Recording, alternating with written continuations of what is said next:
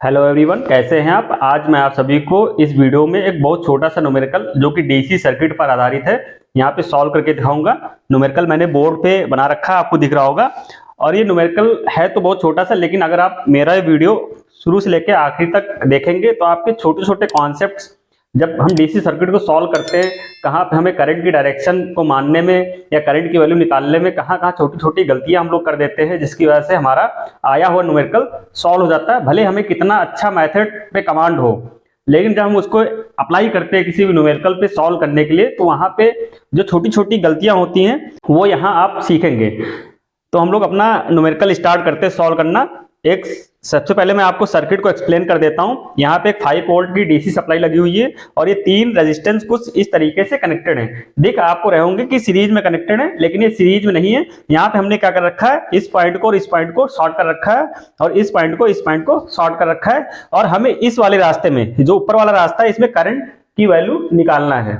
इससे पहले इस टाइप के जो न्यूमेरिकल्स हैं, मैंने 1 या 2 न्यूमेरिकल सॉल्व करा रखे हैं, उसका वीडियो भी हमने आपके लिए YouTube पे डाल रखा है। और यहाँ पे न्यूमेरिकल प्रॉब्लम वैसी है, बस यहाँ पे हमने आपको एक स्टेप ऐड कर दिया है। यहाँ पे हमने आपसे करंट की डायरेक्शन पूछ ली है। ठीक, तो इस टाइप के न्यूमेरिकल्स को कैसे सॉल्व करते हैं, हम लोग इसको स्टार्ट करते हैं, देखते हैं। बहुत अच्छा न्यूमेरिकल है, कई कॉन्सेप्ट्स आपके यहाँ पे स्ट्रांग होंगे। सबसे पहले तो हम लोग डिस्कस कर लेते हैं कि 10 ओम, 5 ओम और 2 ओम, ये जो 3 रेजिस्टेंस आपको दिख रहे हैं, इसको मैं यहाँ पे बना लेता हूं। ये जो 3 रेजिस्टेंस आपको कुछ इस तरीके से दिख रहे हैं। अगर ये ऐसे होते तो तीनों क्या होते, सीरीज में होते हैं, 10, 5 और 2। तो पहली तो गलती यहीं पे हो जाती है। कई लोग इसको क्या करेंगे, 10 + 15 + 2 17 ओम मान करके सॉल्व कर लेंगे, फिर ये क्या होगा, आपका न्यूमेरिकल गलत हो जाएगा। आप यहाँ पे देखिए कि हमने इसको क्या कर रखा है, यहाँ पे इसको यहाँ से ऐसे शॉर्ट कर रखा है। अब भाई शॉर्ट कर रखा है तो इसको हम लोग देखेंगे कि सीरीज में है कि पैरेलल में है या फिर कोई और कनेक्शन है। तो इसके लिए मैंने आपको बहुत सिंपल सा कॉन्सेप्ट बताया। ये पॉइंट मान लेंगे ए, बी, सी और डी। ये हमने 4 पॉइंट मान लिए, ए, बी, सी, डी। ठीक, अब क्योंकि ए और सी डायरेक्ट कनेक्टेड है, बी और डी डायरेक्ट कनेक्टेड है, तो ये दोनों हम क्या मान सकते हैं, एक ही पॉइंट है। ठीक, तो यहाँ पे हम क्या मान लेंगे, ए और सी को एक ही पॉइंट मान लेंगे और बी और डी को क्या मान लेंगे, एक ही पॉइंट मान लेंगे। ठीक, ये एक पॉइंट हो गया और एक पॉइंट ये हो गया। ये पॉइंट रिप्रेजेंट करता है ए और सी को और ये वाला पॉइंट रिप्रेजेंट करता है बी और डी को। कैसे इस बड़े से सर्किट को सिंप्लीफाई करते हैं, ये वो मेथड है। कई सारे न्यूमेरिकल्स आप प्रैक्टिस करेंगे तो आपको ये सब चीजें ऑटोमेटिक आने लगेंगी। अब यहाँ पे हम लोग क्या करते हैं, रेजिस्टेंस को कनेक्ट कर लेते हैं। भाई ए और बी के बीच में कितना लगा है, 10 ओम। तो ए और बी के बीच में कितना लगा है, यहाँ पे हम लोग बना लेते हैं, ये कितना लगा है, 10 ओम, क्योंकि ये पॉइंट बी और डी सेम है। बी और सी के बीच में कितना लगा है, 5 ओम। तो बी ये पॉइंट है और सी ये वाला पॉइंट है, तो यहाँ पे हम लोग इसको लिख लेते हैं। बी और सी के बीच में कितना हो गया, 5 ओम। ठीक, सी और डी के बीच में कितना लगा है, 2 ओम। ठीक, तो सी और डी भी देख लेते हैं। तो ये सी हो गया और ये वाला क्या हो गया, डी हो गया। ये कितना हो गया, 2 ओम। क्लियर, समझ में आ रहा है। अब आपको यहां से देखेंगे, जब इस जगह से इसका रेजिस्टेंस देखेंगे आर इक्विवेलेंट, तो आपको कहानी दूसरी नजर आएगी। जो यहाँ पे दिख रही थी, यहाँ पे आपको दिख रहा होगा शायद सीरीज दिख रहा हो या कोई और कनेक्शन दिख रहा हो। यहाँ पे जब आपने इसको सिंप्लीफाई किया इस तरीके से, तो यहाँ पे आपने देखा कि ये भाई ये 10 ओम, 5 ओम और 2 ओम का जो रेजिस्टेंस वो क्या लगा है, सीरीज में लगा है, सीरीज में पैरेलल में लगा है, क्योंकि ये क्या है, पैरेलल में। ठीक, अब पैरेलल में कैसे सॉल्व करते हैं, बहुत बेसिक सा फॉर्मूला है भाई। पैरेलल में अगर आर इक्विवेलेंट रेजिस्टेंस निकालना हो तो क्या होता है, 1/R1 + 1/R2 + 1/R3। तो यहां से हम क्या निकाल लेंगे, इसका इक्विवेलेंट रेजिस्टेंस। मतलब इन तीनों की जगह हम एक जो रेजिस्टेंस लगाएंगे उसकी वैल्यू क्या हो सकती है, उसको इस फार्मूले से कैलकुलेट करेंगे। तो यहाँ पे कितना है, 1/10, 1/5 + 1/2। अब इसको थोड़ा सा हम लोग मैथ लगा के सॉल्व कर लेंगे। इसका एलसीएम कितना आ जाएगा, 10 आ जाएगा। यहाँ पे 1 हो जाएगा, यहाँ पे 2 हो जाएगा और यहाँ पे 5 हो जाएगा। सिंपल मैथ है। 10 एलसीएम हो जाएगा, 10 को 10 से डिवाइड करेंगे 1 आएगा, 1 को 1 से मल्टीप्लाई करना है। ऐसे सेम तरीके से हमने वैल्यू लिख ली। तो 5 + 2 + 1 तो कितना हो जाएगा, 5 3 8/10। तो यहाँ से आप आर इक्विवेलेंट की वैल्यू निकाल लेंगे, कितना आ जाएगा, 10/8। या फिर इसको और थोड़ा सिंप्लीफाई कर लेते हैं, 2 से डिवाइड कर देंगे तो 5/4 ओम। क्लियर, समझ में आ गया। या फिर इसको अगर आपको और सॉल्व करना है तो ये कितना आ जाएगा,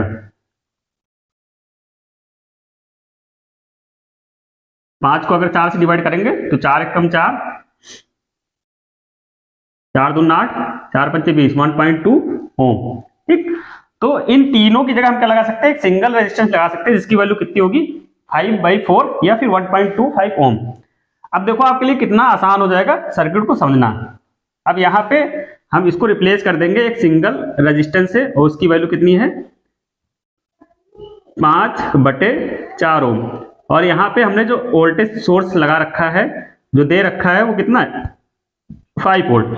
अब यहाँ पे हम निकाल लेंगे करंट आई की वैल्यू, क्योंकि करंट आई की वैल्यू निकालने के लिए हमें इस पूरे सर्किट को एक सिंगल रेजिस्टेंस में कन्वर्ट करना होगा, सिंगल रेजिस्टेंस में लेके आना होगा, तभी हम वहां पे ओम्स लॉ लगा पाएंगे। तो यहाँ पे बहुत सिंपल ओम्स लॉ क्या कहता है, आई इक्वल टू क्या होता है V/R। तो यहाँ पे V की वैल्यू कितनी है 5 और R की वैल्यू कितनी है 5/4। तो ये कितना हो जाएगा सिंपल सा 4 एम्पियर। क्लियर। तो यहां से आपने देखा कि इस सर्किट में जो करंट फ्लो करेगी, कितने करंट फ्लो करेगी 4 एम्पियर। क्लियर। यहां तक भी क्या आएगी 4 एम्पियर, क्योंकि यहां तक रास्ता भी सेम है। अब ये करंट क्या होगी, दो रास्तों में डिवाइड हो रही है, एक ऊपर जा रही है और एक नीचे जा रही है। अच्छा, यहां तक अगर आपने सॉल्व कर लिया तो इसके आगे की हम लोग प्रोसेस देखते हैं कैसे सॉल्व करेंगे। इस सर्किट में अगर हम यहां पे बात करें, ठीक, तो ये जो सप्लाई है यहां पे कितनी लगी है भाई 5 वोल्ट की लगी है। तो अगर मैं आपसे बोलूं कि इसमें करंट I1 है, अगर इसमें करंट I2 है और इसमें करंट क्या है I3 है, अगर इनको कैलकुलेट करना हो तो सिंपल, क्योंकि पैरेलल में क्या रहता है वोल्टेज सेम रहता है। तो यहाँ का वोल्टेज, यहाँ का वोल्टेज, यहाँ का वोल्टेज और यहाँ का वोल्टेज क्या रहेगा सेम। मतलब यहाँ पे वोल्टेज कितना है 5 वोल्ट, यहाँ पे वोल्टेज कितना है 5 वोल्ट और यहाँ पे वोल्टेज कितना है 5 वोल्ट, यहाँ पे जितना है 5 वोल्ट। तो यहाँ से हम I1, I2 और I3 की वैल्यू डायरेक्ट निकाल सकते हैं। कैसे निकालेंगे, I1 equal to V/R1। R1 की वैल्यू क्या है 10। तो यहां से V की वैल्यू कितनी है 5/R1 कितना है 10। तो 5/10 कितना आ जाएगा 0.5 एम्पियर।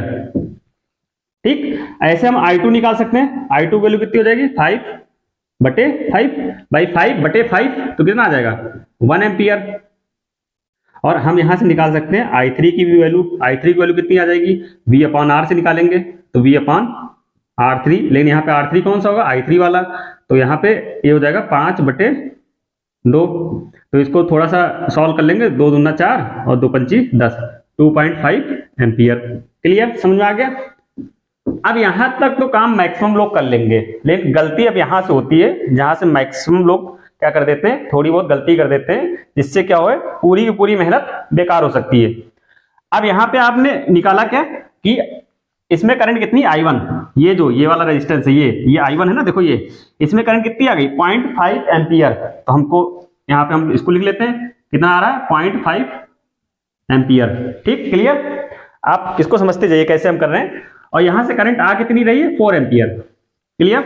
अगर हम इस एक नोड की बात करें, अभी हम सिर्फ 10 ओम की बात कर रहे हैं, 10 ओम में करंट कितनी आ रही है यहाँ पे देखो 4 एम्पियर, जो कि हमने कैलकुलेट की, और यहां से हमने जो निकाली कितनी आ रही 0.5 एम्पियर। तो इस नोड पे, ये जो नोड है, नोड क्या होता है जहां पे 2 या 2 से अधिक ब्रांचेस आकर के मिलती हैं, वहां पे क्या होना चाहिए KCL जस्टिफाई होना चाहिए। KCL Kirchhoff's current law.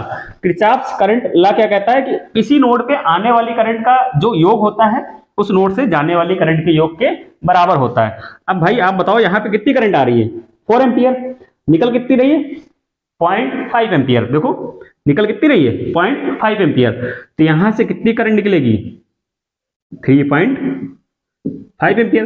तभी तो भाई KCL यहां पे जस्टिफाई होगा। KCL क्या कहता है, summation of incoming current equal to summation of outgoing current. तो करंट कितनी आ रही है इसमें 4 एम्पियर, निकल कितनी रही यहां से, एक तो भाई हमें पता है 0.5 और दूसरी हमें क्या करना है निकालना है I। तो I की वैल्यू कितनी हो जाएगी 3.5 एम्पियर।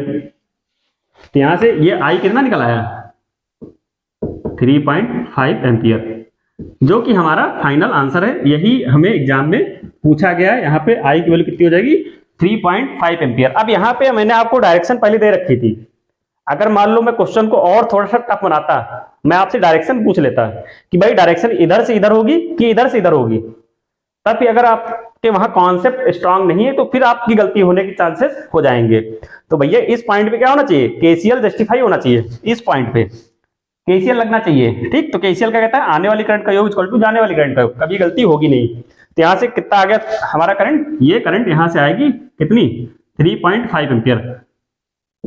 अच्छा, अब हम लोगों ने यहां तक सॉल्व कर लिया, ये हमारा फाइनल आंसर हो गया। अब हम इसमें कुछ और चीजें देख लेते हैं कि भाई इस वाली, मान लो हमें एग्जाम में आता कि इसमें कितनी करंट होगी, ये वाला जो रास्ता है ये वाला, तो इसको अगर हमें निकालना हो तो कैसे निकालेंगे। बहुत सिंपल है, इसी को थोड़ा सा हम आगे बढ़ा लेते हैं इसी प्रॉब्लम को। और यहाँ पे आप देखेंगे कि बहुत अच्छा कॉन्सेप्ट आपका यहाँ पे यूटिलाइज होगा केसीएल का। सबसे पहले तरीका क्या करने का, इसी चीज को हम लोग आगे बढ़ा रहे हैं इस न्यूमेरिकल को। यहाँ पे हमें करंट पता है, इस पॉइंट पे हमें क्या करना है, केसीएल को जस्टिफाई कराना है। अगर हम बात करें यहाँ से अगर 4 एम्पियर की करंट निकल रही है तो इसमें करंट कितनी आएगी, 4 एम्पियर। भाई जितनी इस वोल्टेज सोर्स से करंट निकल रही है उतनी करंट क्या होगी यहाँ पे इंटर करेगी, ये तो बेसिक्स है इलेक्ट्रिसिटी का। ठीक, अब यहां से अगर हम इस नोड की बात करें तो इस नोड पे यहां से कितनी करंट निकली, 4, ये तो आपको पता है पहले से। ओके, अब ये 2 ओम का जो रेजिस्टेंस है, ये 2 ओम का जो रेजिस्टेंस है और ये 5 ओम का जो रेजिस्टेंस है, यहाँ पे करंट हमने पहले कैलकुलेट कर रखी है। ये देखो, ये 2 ओम वाले रेजिस्टेंस में करंट कितनी निकली थी, 2.5, और ये 5 ओम वाले रेजिस्टेंस में करंट कितनी निकली थी, 1 एम्पियर। तो इसको मैं यहाँ पे लिख लेता हूँ, ये कितनी करंट निकाली हमने कैलकुलेट करके, 2.5 एम्पियर, और इसमें कितनी निकली है, 1 एम्पियर की करंट। ये अभी हमने जो यहाँ पे I1, I2, I3 की वैल्यू निकाली थी, I1 की वैल्यू कितनी निकाली थी, 0.5, वो किसमें था 10, इसमें 1 और इसमें 2.5। अब हमको क्या करना है, यहाँ पे केसीएल को जस्टिफाई कराना है। अब देखो यहां से अगर हम बात करें, ये जो करंट है इसमें कितनी करंट है आप बताओ, 2.5। ठीक, तो हम मान लेंगे चलो ये 2.5 एम्पियर करंट ये है, क्लियर। अब इस नोड पे करंट कितनी निकल रही, 4 एम्पियर की, और इससे इंटर कितनी कर रही है, 2.5 एम्पियर। तो अब ये और कितना इंटर करेगी, 1.5 एम्पियर। कितनी इंटर करेगी, 1.5 एम्पियर। डायरेक्शन क्या होगी आप ही बताओ, केसीएल को जस्टिफाई करना है, समझ में आ रहा होगा। भाई करंट की डायरेक्शन क्या होनी चाहिए, अंदर की तरफ होनी चाहिए। देखो कैसे, 2.5 एम्पियर और 1.5 एम्पियर, कितना हो गया, 4 एम्पियर। इंटर कितनी कर रही, 4, और निकल कितनी रही, 4। तो केसीएल इस वाले पॉइंट पे क्या हो गया, जस्टिफाई हो गया। अगर आपने गलती से डायरेक्शन इधर मान ली तो केसीएल जस्टिफाई फिर नहीं होगा, क्योंकि फिर आने वाली करंट और जाने वाली करंट का योग क्या होगा, डिफर हो जाएगा, जो कि केसीएल कहता नहीं। केसीएल का कहता है आने वाली करंट का जो योग होना चाहिए वो जाने वाली करंट के योग के बराबर होना चाहिए। तो सिंपल ऐसे हम इस तरीके से यहाँ पे इस वाली ब्रांच में भी करंट निकाल सकते हैं। देखो फिर से मैं आपको एक्सप्लेन कर देता हूँ, ये 4 एम्पियर है, यहाँ पे हमने पहले निकाला है 2.5 एम्पियर। तो 2.5 एम्पियर अगर इसमें जाएगी ही, ठीक, इसकी डायरेक्शन इधर की तरफ होगी, तब यहां से हमें 1.5 एम्पियर और इसके अंदर डालनी पड़ेगी। तो 2.5 और 1.5 कितना हो जाएगा, 4। तो 4 4 बराबर हो गया, केसीएल जस्टिफाई हो गया। अब बात करते हैं इस वाले नोड की, इस वाले नोड की और इस वाले नोड की। यहाँ पे भी क्या होना चाहिए, केसीएल जस्टिफाई होना चाहिए। तो ये तो बहुत ईजी है। देखो इस वाले अगर नोड की बात करें तो 3.5 एम्पियर करंट कहाँ आ रही है, इसमें अंदर की तरफ आ रही है, ठीक, और 2.5 एम्पियर करंट निकल रही है, 3.5 आ रही है, 2.5 निकल रही है, तो अभी निकलेगी कितनी और, 1 एम्पियर। तो यहां से भाई हम 1 एम्पियर करंट क्या कर देंगे, निकाल देंगे। निकालने मतलब बाहर की तरफ डायरेक्शन। ठीक, इस नोड की अगर बात करें तो अब देखो यहाँ पे कितना अच्छा सा आपको यहाँ पे व्यू नजर आ रहा होगा केसीएल का, कि इस वाले में करंट डायरेक्शन इधर से इधर है, इस वाले रेजिस्टेंस में इधर से इधर है, और इस वाले में करंट डायरेक्शन इधर से इधर है। आपने यहाँ जो वैल्यू निकाली वो सिर्फ क्या दिखा रहा है, वैल्यू दिखा रहा है, डायरेक्शन नहीं दिखा रहा। लेकिन जब आप प्रॉपर एनालिसिस पे जाएंगे, इसके न्यूमेरिकल गहराइयों में जाएंगे, तो आपको पता चलेगा कि डायरेक्शन भी क्या क्या लेनी पड़ेगी, जिससे कि हमारा हर पॉइंट पे केसीएल जस्टिफाई हो। अब इस वाले नोड की बात कर लेते हैं। इसमें देखो 0.5 एम्पियर करंट अंदर की तरफ आ रही है ना, ये 0.5 पहले निकाला था, ठीक, और यहाँ पे अभी जो हमने कैलकुलेट किया 1 एम्पियर अंदर की तरफ आ रही है, तो निकलनी कितनी चाहिए, 1.5 एम्पियर, जो कि हमने पहले निकाल रखा है इस नोड की सहायता से। तो अब हर पॉइंट पे आप देखेंगे तो केसीएल जस्टिफाई होगा। देखो इस पॉइंट पे या इस नोड पे 4 एम्पियर आ रही है, 3.5 एम्पियर निकल रही है, 0.5 एम्पियर निकल रही है, केसीएल जस्टिफाई, मतलब हमारा आंसर सही है। इस वाले नोड की बात करें तो 0.5 आ रही है और 1 आ रही है, 1.5 आ रही है इनकमिंग में, आउटगोइंग में कितनी है 1.5, क्लियर, सही। इस वाले नोड की बात करें तो यहाँ पे क्या आ रहा है, 3.5 एम्पियर इनपुट में है, इनकमिंग है, और निकलनी कितनी चाहिए 3.5, तो 1 और 2.5, 3.5 एम्पियर। इस सोलेनोड की बात करें तो यहां से 2.5 एम्पियर आ रही है और यहां से 1.5 एम्पियर आ रही है, तो यहां से निकली कितनी 4 बाई 2.5 और 1.5 कितना आ जाएगा 4 और 4 निकल रही है। तो आपने देखा कि इस छोटे से न्यूमेरिकल में आपके कितने सारे कॉन्सेप्ट, कितना अच्छा कॉन्सेप्ट आपका स्ट्रांग होगा अगर आप एक छोटा सा न्यूमेरिकल, इस टाइप के न्यूमेरिकल्स कई सारे प्रैक्टिस करते हैं, खास कर से करंट की डायरेक्शन और केसीएल या फिर सीरीज पैरेलल कनेक्शन को कैसे हम सॉल्व करते हैं, कैसे सीरीज को पैरेलल में या पैरेलल को सीरीज में, या फिर कैसे शॉर्ट सर्किट जो हमने यहाँ पे कर रखा है, इस टाइप के न्यूमेरिकल जितना ज्यादा आप प्रैक्टिस करेंगे उतना ज्यादा आपका कॉन्सेप्ट स्ट्रांग होगा। आज के इस वीडियो में इतना ही। उम्मीद है कि आपको मेरे द्वारा बनाए गए वीडियोज जो कॉन्सेप्ट्स हैं डीसी इलेक्ट्रिकल सर्किट को सॉल्व करने के बहुत अच्छे लग रहे होंगे। Thank you so much.